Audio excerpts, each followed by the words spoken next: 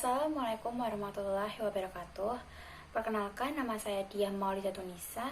Di sini saya akan menyampaikan dan mengulas berita yang berjudul Kebijakan Perdagangan Internasional Bidang Ekspor dan Impor. Nah, sebelum saya menyampaikan ataupun mengulas berita tersebut, saya akan menampilkan cover dari berita itu dulu.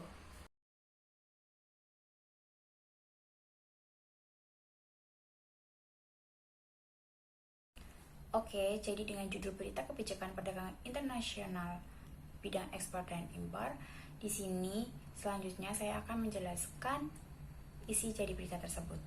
Nah, kegiatan ekspor dan impor diberlakukan oleh perusahaan atau negara. Ekspor dapat membantu meningkatkan pendapatan, sedangkan impor membantu mendapatkan barang atau jasa yang tidak tersedia di dalam negeri. Ekspor merupakan aktivitas perdagangan yang dilakukan dengan mengeluarkan barang dari negara tertentu dan mengirimkannya ke negara lain. Sedangkan impor adalah aktivitas perdagangan yang dilakukan dengan memasukkan barang dari negara lain ke negara sendiri. Antara ekspor dan impor, keduanya itu sama-sama bisa dilakukan oleh perusahaan, perseorangan maupun negara. Nah, dua kegiatan perdagangan internasional ini itu memiliki serangkaian kebijakan yang harus diterapkan dan dipatuhi oleh pihak yang terlibat di dalamnya. Hal ini itu dilakukan supaya tujuan dari pembuatan kebijakan tersebut itu bisa tercapai. Nah, dalam buku Ekonomi Internasional 2017 karya Nazaruddin Malik itu disebutkan jika tujuan dari kebijakan perdagangan internasional itu yang pertama yaitu ada melindungi kepentingan industri dan produksi dalam negeri, terus juga melindungi kondisi ekonomi nasional dan menghindarkannya dari pengaruh buruk, melindungi lapangan pekerjaan, menjaga nilai tukar agar tetap stabil, menjaga tingkat pertumbuhan ekonomi, menjaga keseimbangan neraca pembayaran internasional, dan kebijakan perdagangan internasional di bidang ekspor.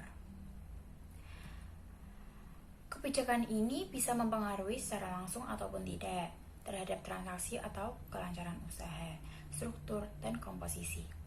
Kebijakan tersebut diantaranya yaitu ada satu pemberian subsidi ekspor. Subsidi diberikan untuk meningkatkan atau memajukan ekspor. Subsidi ini bisa dalam bentuk perbebasan pajak, pembelian fasilitas, pengurangan biaya, produksi atau lainnya.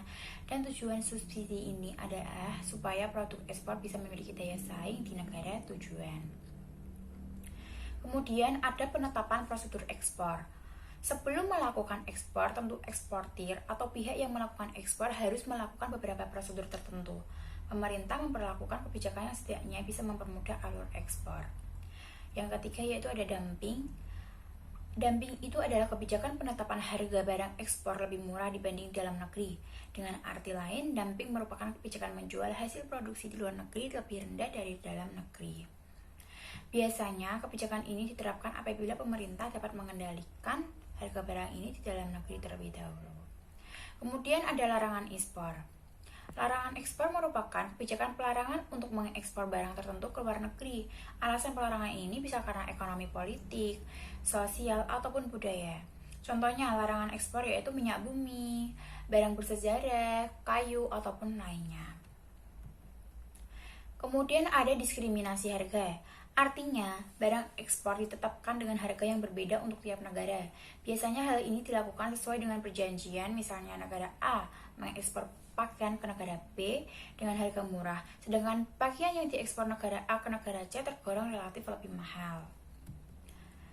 Terus juga ada politik dagang bebas. Pemerintah memberikan kebijakan untuk melakukan kegiatan ekspor atau impor.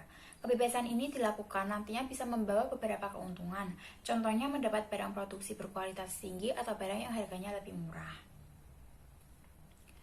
Kemudian, kebijakan perdagangan internasional secara impor itu yang pertama ada pemberlakuan kuota.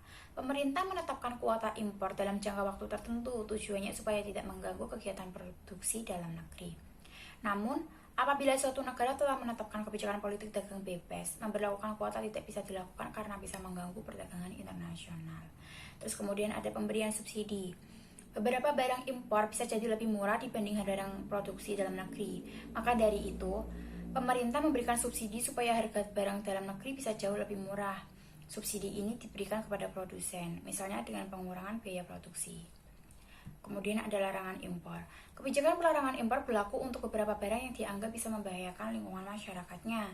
Contoh, impor senjata berapi. Selain itu, larangan impor ini juga sering diberlakukan untuk menghemat devisa. Kemudian ada tarif. Penetapan tarif dilakukan pada barang impor bisa jadi lebih murah atau mahal. Jika harga barang impor lebih mahal, hal ini bisa mendorong masyarakat untuk lebih memilih memakai produk dalam negeri. Sedangkan untuk negara penganut politik dengan bebas biasanya cenderung memberi harga impor lebih murah atau sama dengan barang dalam negeri. Ya, jadi itu ulasan dari berita tersebut dan isi dari berita tersebut juga. Terima kasih.